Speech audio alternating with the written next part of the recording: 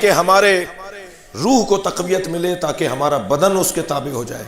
بس جو جتنا طاقتور ہوگا دوسرے کو اپنی طرف وہ راغب کرتا چلا جائے گا، اپنے تحت فرمان کرتا چلا جائے گا. تو ہمیں بدن کو اگر طاقتور کریں گے تو روح ہماری کمزور پڑ جائے گی، اور روح کو طاقتور کریں گے تو بدن اس کے تابع ہو جائے گا. میں نے بہت سارے مرد دیکھے ہیں جو میدان سے بھاگ رہے تھے، اور ہم نے کچھ عورتیں بھی دیکھی ہیں جو مردوں کو مرد بنا رہے تھے. تو یہ کوئی ضروری نہیں ہے کہ مرد ہی آگے رہے گا.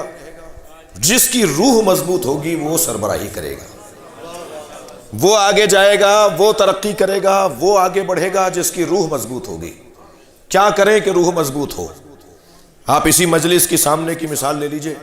اس مجلس میں بہت سارے لوگ ایسے بیٹھے ہوں گے کہ جنہیں تکیہ، غلاف، گدا، مسند کے علاوہ بیٹھنے کی عادت نہیں ہے، لیکن جیسے ہی فرش عزا پر آئے جوتیاں اتار کر آئے ہیں اور تنگ ہو کر بیٹھے ہیں. یہاں بدن کو تکلیف ہو رہی ہے مگر روح کو غذا مل رہی ہے.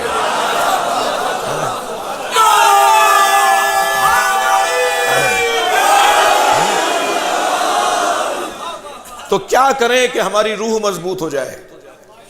تو یہ طے کر لیں پہلے. تو میں اپنے ان بچوں اور جوانوں سے کہہ رہا ہوں کہ ہمارا ایجنڈا، ہمارا مطلب، ہمارا مقصد حیات یہ ہے کہ کسی طرح سے ہماری روح مضبوط ہو، طاقتور ہو.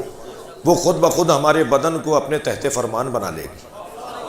اور جن کی روحیں مضبوط ہوتی ہیں نا، جملہ ہدیہ کروں گا، جن کی روحیں مضبوط ہوتی ہیں، اگر بڑھاپے سے ہاتھ کانپ بھی رہا ہو تو ان کا چلتا ہوا قلم لکھتا ہے سلمان رشدی واجب القتل ہے.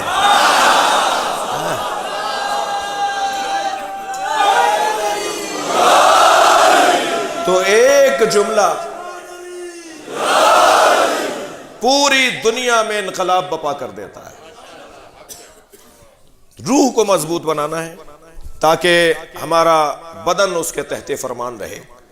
میں پھر ایک اور جملہ کہہ دوں کہ اگر بدن مضبوط ہوگا، طاقتور ہوگا، روح کمزور ہوگی تو نماز میں لطف نہیں آئے گا. جی، عزاداری میں لطف نہیں آئے گا. جلوس آدھا کر کے لوٹائیں گے، تھک رہے ہیں. علم کا کہیں مسئلہ ہوگا تو یہ فراری ہوں گے، کراری نہیں ہوں گے.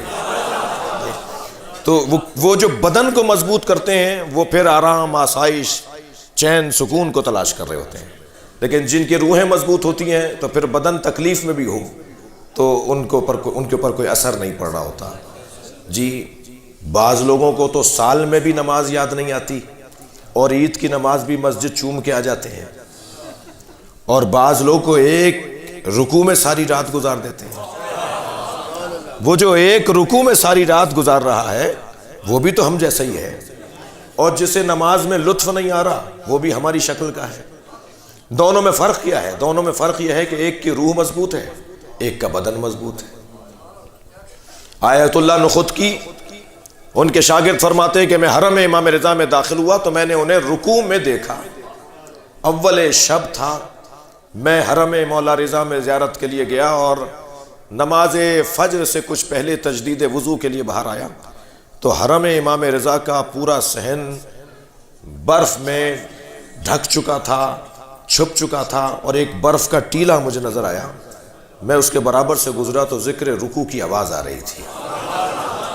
وہ ساری رات سے رکوع کی حالت میں تھے اور ان پہ برف جم چکی تھی. یہ بھی ہے جسے رکوع میں مزہ آ رہا ہے، اور وہ بھی ہیں کہ جو کہتے ہیں کہ ہمیں نماز میں مزہ نہیں آتا. تو در حقیقت ذائقہ روح بحال نہیں ہے. تو روح کو مضبوط کریں. کیسے کریں؟ مشق کرنے سے ہوگا، تمرین کرنے سے ہوگا، ممارست سے ہوگا.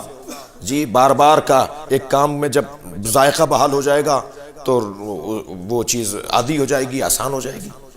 بہت ساری غذائیں آپ کو پسند نہیں ہوتی لیکن کچھ عرصے کے بعد وہ ان غذاؤں کے بغیر چارہ بھی نہیں ہوتا. وہ کچھ عرصے کے بعد اس کا ذائقہ بحال ہو جاتا ہے. جیسے ہمارے زبان کے چٹخارے بحال ہوتے ہیں، ایسا ہماری روحوں کے بھی کچھ چٹخارے ہیں. ہماری روحوں کو بھی کس چیز کی طلب ہوتی ہے.